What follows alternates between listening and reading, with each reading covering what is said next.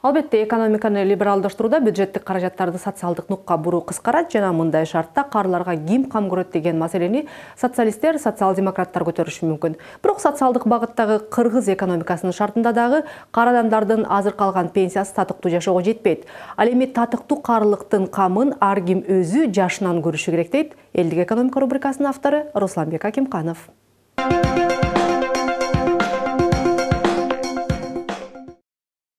Саламатсыздарбы, Капитал программасынын Элдик экономика рубрикасы улантат. Жаш кезде биз пенсия жөнүндө сөз кылмак турсун, ал жөнүндө ойлонбойбуз. Албетте өкмөткө үмүттөнүп, өлкөнүн экономикасы чоң деңгээлде өсүп, пенсиянын көлөмү чоңойот деп күтсөк болот. Бирок мындай кадам өтө эле кыялкечтик болуп калат.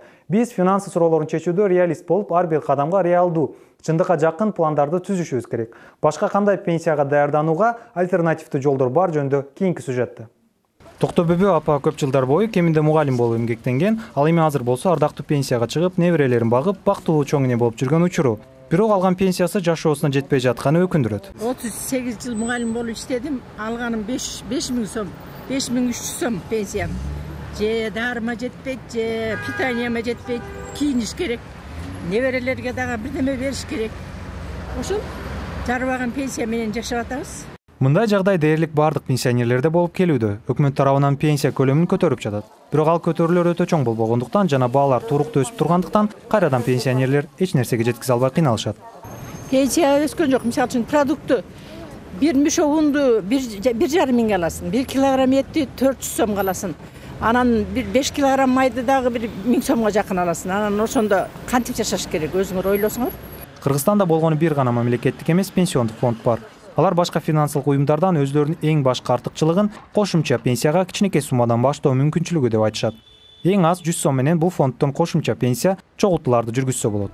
Мамлекеттик эмес фонддун сайтындагы маалыматтар боюнча, эгерде адам 15 жыл бою 300 сомдон ай сайын салып турса, анда кийинки 15 жыл бою 1000 сомдон пенсия алып турат. Бирок бул жерде бир маанилүү нюанс бар. 15 жыл бою чогултулган акча бир алуу мүмкүн эмес.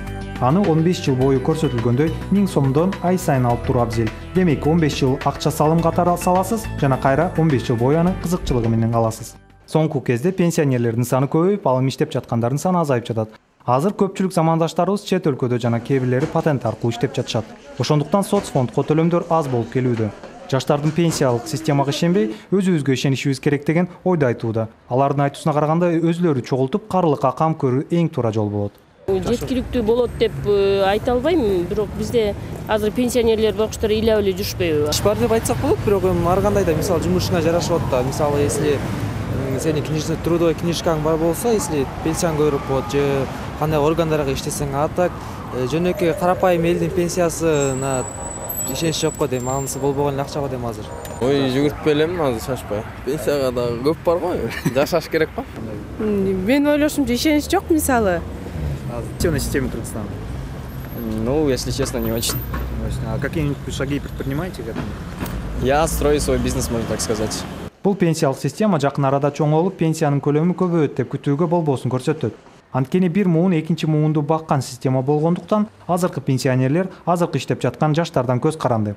Демек, ар бир жаран өз келечегин ойлоп азыртадан кам көрүүсү эң туура жол болмокчу. Пенсияга кам көрүүдө финансылык активдүү малды топтоо эң ыңгайлуу жана туура болот. Анткени бул убакытта сиздер тапкан каражаттар максималдуу болот.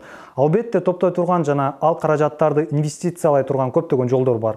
Алардын ичинде мамлекеттик эмес пенсиондук фонд, депозиттер, кыймылсыз мүлк, алтын, бизнес. Биз рыноктогу эң ыңгайлуу жана пайдалуу шарттарды сунуштаган банк кызматтарын тандап алдык.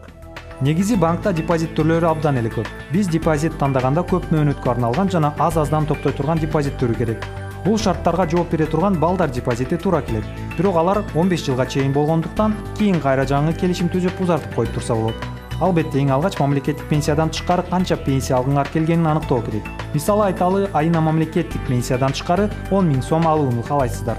Демек, жылына биз 120 000 сом топтошубуз керек. Ошол эле маалда 120 000 сом пайыздык киреше болуп, негизги капитал дайым киреше берип тургандай болуш керек.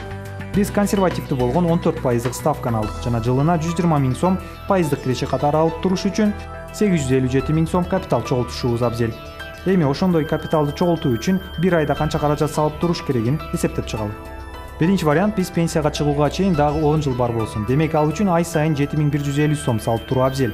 Бирок финансисттердин эсептөөлөрүнө таянсак, анда узак мөөнөттүү салымдар 2,5-4 эсе көбөйөт. Анткени аларга пайыздык кирешелер улам-улам кошулуп турат. Башкача айтканда, капитализация жүрүп турат.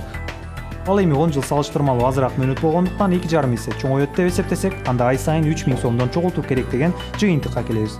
Экинчи вариант, эгерде пенсияга чейин 20 жылыбыз бар болсо, анда ай сайын 1430 сомдон топтоо керек болот. Үчүнчү вариант, пенсия маалына чейин бизде 30 жыл бар. Керектүү капиталды топтош үчүн айына 600 сомдон топтошубуз керек. Төртүнчү вариант, пенсияга чейин дагы көп бар, 40 жыл алдын ала кам көрөлү деп эрте баштасак, жана 900 000 сомго жакын капиталды чогултуу үчүн болгону ай сайын 450 сомду чогултуп турган жетиштүү. Бүгүнкү күндө финансылык рынок карлыкка кам көрүү үчүн же дегеле пассивдүү киреше булагын түзүү үчүн көптөгөн ар кандай мүмкүнчүлүктөрдү сунуш кылууда. Өтө кеч болуп кала элек деп пенсияга азыртадан кам көрүңүздөр. Биз мисал катарында көрсөткөндөй, убакыт абдан зор мааниге ээ. Сизге жана үй бүлөңүзгө ийгилик каалайм.